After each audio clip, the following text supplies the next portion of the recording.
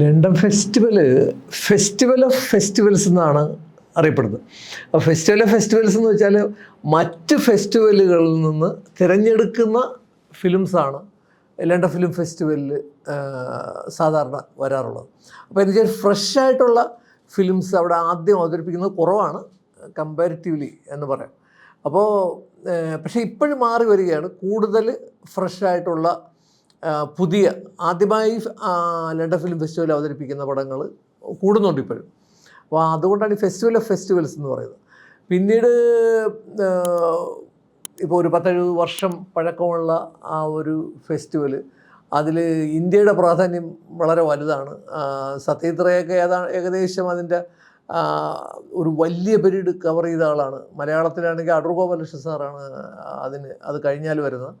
പിന്നെ മറ്റ് സംവിധായകരുണ്ട് മലയാളത്തിൽ നിന്ന് തന്നെ. അരവിന്ദൻ തൊട്ട് പിറകെ വരുന്ന ആളാണ്, ഷാജിയൻ കരുൺ, അങ്ങനെ ആളുകളുണ്ട്. അപ്പോൾ ഇന്ത്യൻ ഫിലിംസിന് അവിടെ നല്ല പ്രാധാന്യം ഈ ഫെസ്റ്റിവലിൽ കിട്ടാറുണ്ട്. അപ്പോൾ അതിൽ ഡെറക് മാൽക്കം എന്ന് പറയുന്ന ഗാർഡിയൻ്റെ ക്രിട്ടിക് അതിൽ നല്ലൊരു റോൾ വഹിച്ചിട്ടുള്ള ആളും കൂടിയാണ്.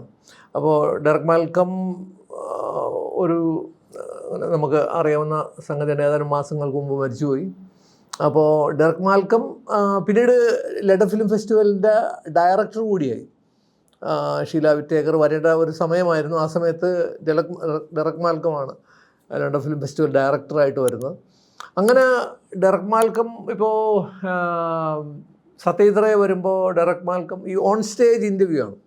അപ്പോൾ ആ പരിപാടികളെന്നൊക്കെ പറയുമ്പോൾ ഗാർഡിയൻ ഇൻ്റർവ്യൂ എന്നും പറഞ്ഞ് തന്നെയാണ് ആ പരിപാടിക്ക് നമ്മൾ പോകുന്നത്. അപ്പോൾ അവിടെ ചെല്ലുമ്പോൾ ആദ്യം അവർ സംസാരിച്ചു തുടങ്ങും, പിന്നെ സ്ക്രീനിൽ ഫിലിംസ് കാണും, അതിൻ്റെ ഈ ക്ലിപ്പുകൾ എടുത്ത് കാണിച്ച് ഈ ഡിസ്കഷൻ ഇങ്ങനെ പ്രോഗ്രസ് ചെയ്യും. പിന്നെ ഇടയ്ക്ക് ഓഡിയൻസിൻ്റെ ക്വസ്റ്റ്യൻ വരും. അപ്പോൾ അതെല്ലാം കൂടി ചേർത്താണ് ഒരു 2-2.5 മണിക്കൂർ കൊണ്ടുള്ള പരിപാടിയാണ്. അത് നേരത്തെ ഉണ്ടായിരുന്നതാണ് ഈ ഗാർഡിയൻ ഇൻ്റർവ്യൂ. അത് ഞങ്ങളുടെ ഗാർഡിയൻ ഇൻ്റർവ്യൂ ഈ ഇൻ്റർവ്യൂ ഇന്ത്യൻ ഫിലിംസിൻ്റെ ഇപ്പോൾ അതിൽ വന്നിട്ടുള്ളത് സത്യത്രയ വന്നിട്ടുണ്ട്, പിന്നെ മൃണാൾ സെൻ വന്നിട്ടുണ്ട്, പിന്നെ ശ്യാം ബനേഗാൾ വന്നിട്ടുണ്ട്.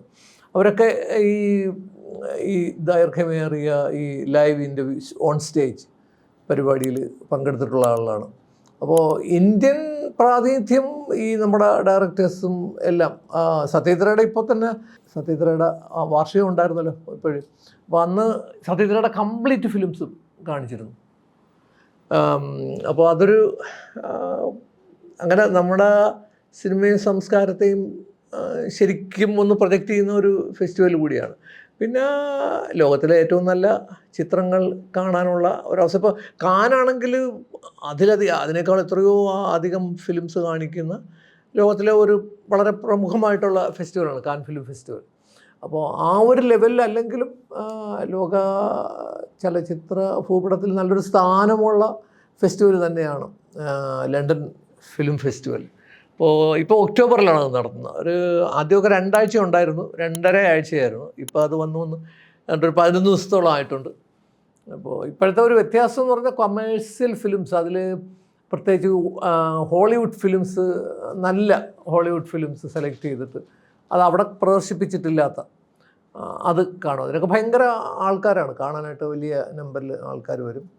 പിന്നെ വലിയ വലിയ സംവിധായകരും ആക്ടേഴ്സുമായിട്ടുള്ള ഇൻ്റർവ്യൂ, അങ്ങനെയുള്ള എല്ലാം ത്രൂ ഔട്ട് ഫെസ്റ്റിവലിനെ സമ്പന്നമാക്കുന്ന പരിപാടികളാണ്.